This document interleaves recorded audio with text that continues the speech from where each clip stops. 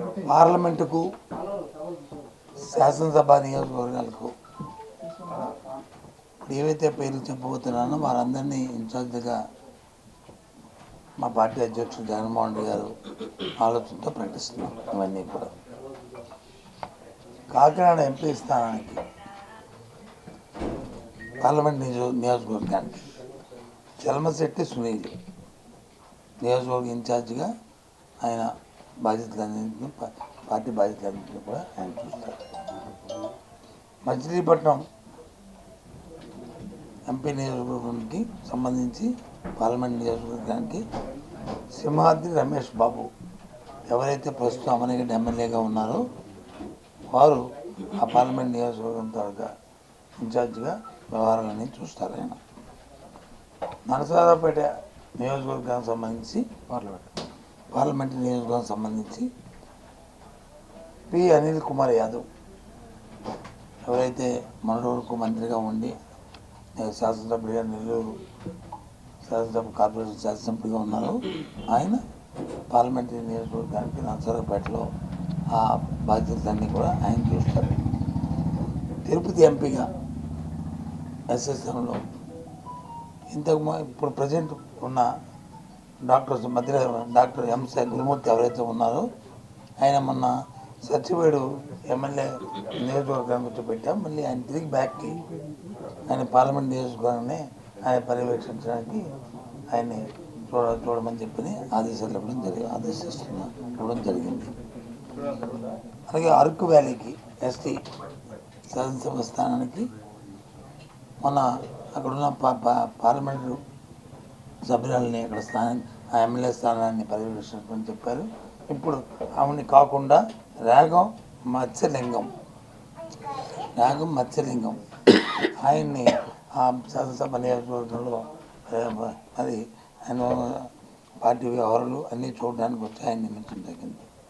అమనిగడ్డకి doctor Simhadri Chandrasekhar ఒక ప్రముఖ వైద్యుడు అయిన అంకాలజిస్టు రాష్ట్రంలోనే ఆ తండ్రి గారు కూడా సింహాద్రి సత్యనారాయణ మంత్రిగా చేశారు.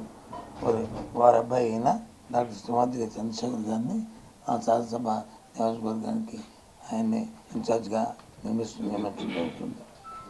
సత్యవేడి ఎస్సీకి అసెంబ్లీ స్థానానికి అసెంబ్లీ స్థానానికి ఆ నియోజకవర్గం సంబంధించి నౌకతోటి రాజేష్ వీరిని ఆ నియోజకవర్గ ఇన్ఛార్జిగా వీరిని నియమించడం మరి ముఖ్యమంత్రి ఆదేశాల మేరకు పార్టీ అధ్యక్షుల ఆదేశాల మేరకు వీరందరినీ కూడా అంటే 4 ఎంపీ స్థానాలు 3 ఎమ్మెల్యే శాసనసభ నియోజకవర్గాలు 4 పార్లమెంట్ నియోజకవర్గాలు 3 శాసనసభ నియోజకవర్గాలకి ఇవాళ వీరిని మరి నియమించడం జరిగింది. వాళ్ళందరూ కూడా ఓకేనా. ఇవన్నీ కూడా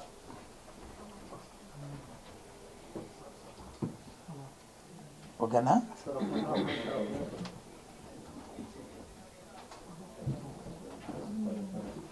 చెప్పండి, వెళ్ళి తీసుకుంటాను.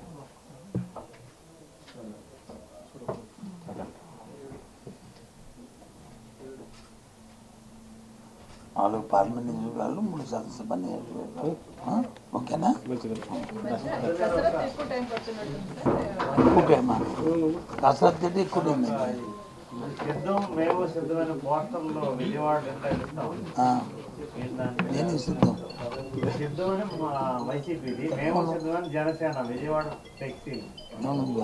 సిద్ధం దేనికి వాళ్ళు సిద్ధం నాకు మేము సిద్ధమనేది వచ్చి రాబోయే సారస్వత ఎన్నికల్లో ఈ రాష్ట్రంలో ఉన్న ఎన్నికలు జరుగుతున్న నేపథ్యంలో పార్టీ క్యాడర్తో సమాయత్తం చేసుకుంటూ ఎన్నికలు సిద్ధంగా ఉన్నామనేది మన అక్కడ భీముల్లో నుంచి ముఖ్యమంత్రి గారు లక్షలాది కార్యకర్తల్ని ఉద్దేశించి ప్రసంగించి వాళ్ళందరినీ సిద్ధం చేశారు.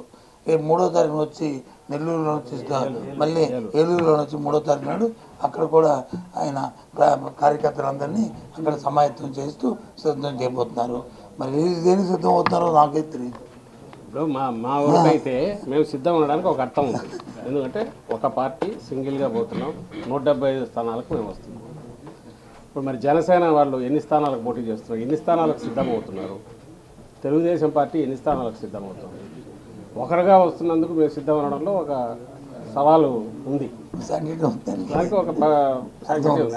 అటువైపు నుంచి అనడంలో ముందు అసలు వాళ్ళు కలిసి వస్తుంటే ఎన్ని స్థానాలకు మొత్తం 175 స్థానాలకు పోటీ చేయలేని వాళ్ళు, మందలుగా తప్ప కలిసి రాలేని వాళ్ళు దేనికి సిద్ధం అంటున్నారు? ఒకరు మేము సిద్ధమే అంటే ఇంకొకరు మేము సంసిద్ధమని ఇంకోరండి జోకర్లుగా మిగిలిపోలే. అర్థం లేని మాట దానికి. అసలు ఇంతకుముందు ఏనన్నట్టు వాళ్ళు అసలు ముందు మాది మొత్తం దీనికి నిన్న శంకారావం పూరించారు. ఈయన మొత్తంగా క్యాడర్ మీటింగ్లు అన్నీ జరుగుతున్నాయి. ఒక పక్క లిస్ట్ అనౌన్స్ చేస్తున్నాం. 175 స్థానాలకు పెడుతున్నాం. 25 పార్లమెంట్ స్థానాలు. ముందు అది తేల్చుకున్నాక వాళ్ళు ఇగో మేము కూటమిగా సిద్ధమంటారా లేదా 10 పార్టీలు కలిసి సిద్ధమంటారా అప్పుడు చెప్పుకోవచ్చు. అన్నిటికంటే ముఖ్యం వాళ్ళు ఎక్కడైతే మీరు అడిగిన ప్రశ్న ఆ ప్రాంతంలో వాళ్ళు ఏదైతే ఫ్లెక్సీ పెట్టారో అక్కడ ఎన్నికల్లో ఆ పార్టీ పోటీ చేస్తుందా, ఆ అభ్యర్థి మా అభ్యర్థి చెప్పానండి చెప్పి తీసుకుంటే తప్పే ఉంది. అది అంతే.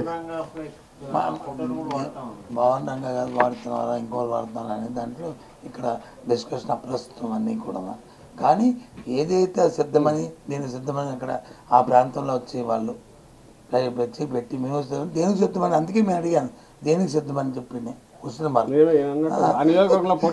పోటీ చేస్తామని. అయితే ప్రతి బూత్ లో మేము సిద్ధం అంటాను, ప్రతి గ్రామంలో సిద్ధం, ప్రతి నియోజకవర్గంలో సిద్ధం. అక్కడ వైఎస్ఆర్సీపీ సిద్ధం ఉంటుంది. మీరు అక్కడ జనసేన పోటీలో లేని చోట జనసేన సిద్ధం అంటే దానికి సంసిద్ధం అంటే దానికి ఏమైనా అర్థం ఉంటుందా? తెలుగుదేశం పార్టీ లేని చోట సంసిద్ధం అంటే అర్థం ఉంటుందా? మొత్తం స్థానాలకు పోటీ చేయని వాళ్ళు సిద్ధం అంటే దేనికి సిద్ధం? ఓకేనా?